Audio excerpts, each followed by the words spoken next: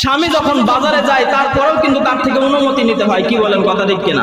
যদি অনুমতি না নিয়ে আপনি বাজার থেকে ফিরে আসেন, পরের দিন যদি আবার বাজারে যেতে চান, তাহলে বউ বলবে চাবিটা এখানে রাখো আর হেঁটে হেঁটে যাও, কি বলেন কথা ঠিক কিনা? কথা কয় না, কথা বলেন ঠিক কিনা?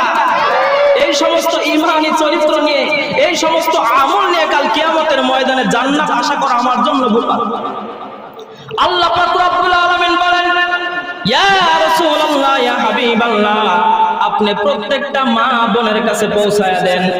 আল্লাহ বললেন, নবী গো, সমস্ত মহিলাদের কানে কানে কথা আপনি জানায়া দেন।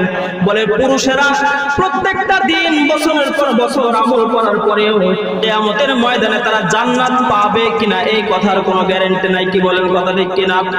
কিন্তু আল্লাহ পাক রব্বুল আলামিন মহিলাদের জন্য জান্নাত পাওয়া এত সহজ করে দিয়েছে। বলে তিনটা কাজের উপরে আমল করবে আর আল্লাহ পাক রব্বুল আলামিন তাকে বিনা হিসাবে জান্নাত দান করবে। বলুন সুবহানাল্লাহ।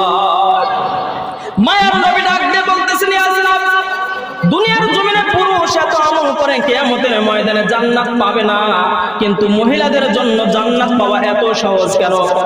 আল্লাহ পাক রব্বুল আলামিন বলে আমি আল্লাহ পাক রব্বুল আলামিন পুরুষের মধ্যে যত রকম ধৈর্য এবং সহ্য ক্ষমতা দিয়েছি, কিন্তু আমি আল্লাহ পাক রব্বুল আলামিন ওই তুলনায় মহিলাদেরকে অতটুকু ক্ষমতা শক্তি দান করি নাই। বলুন সুবহানাল্লাহ।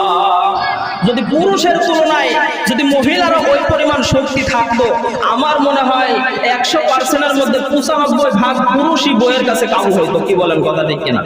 ধরে বলেন কথা ঠিক কিনা? আল্লাহ পাক রব্বুল আলামিন বলেন, মহিলারা তিনটা কাজ করলে জান্নাত বিনা হিসাবে পাবে।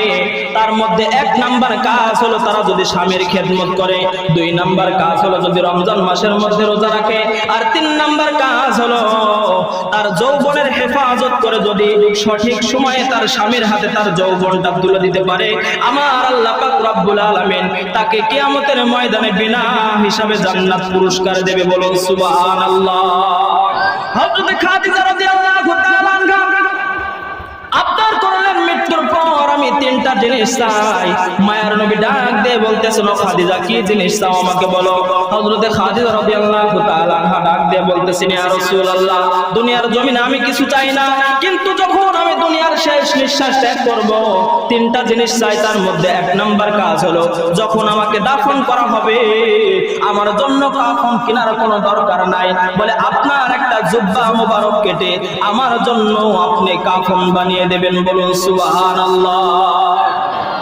2 নাম্বার আপনার হলো আমাকে যখন দাফন করা হবে তখন কয়েক মিনিট সময় আমার কবরের চতুর্পাশ দিকে আপনি হাঁটাহাঁটি করবেন।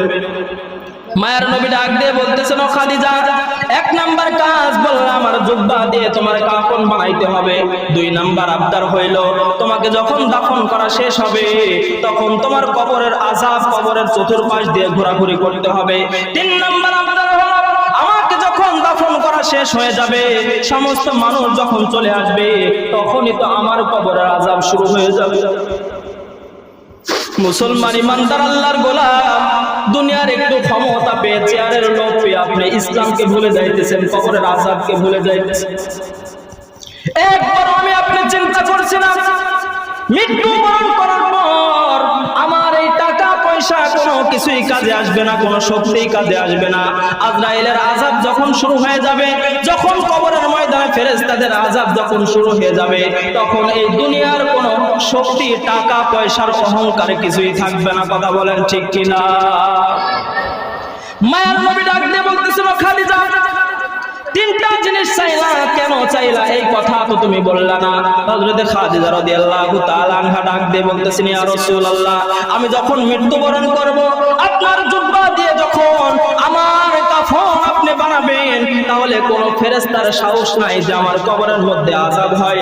2 নাম্বার চাওয়া হলো কবর দেওয়া যখন শেষ হয়ে যাবে কয়েকটা মিনিট আমার কবরের আশপাশ দিয়ে ঘোরাঘুরি করবেন।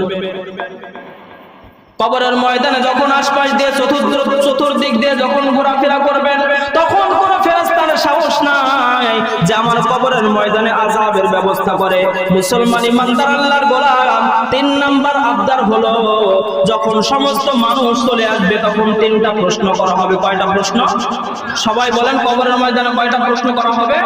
মার রব্বুকা ওয়া মান দীনুকা ওয়া মান নাবিয়্যুকা তিনটা প্রশ্নের জবাব যদি কোনো বান্দা দিতে পারে, আল্লাহ পাক রব্বুল আলামিন তার জান্নাতে যাওয়া সহজ করে দেবে। বলো সুবহানাল্লাহ।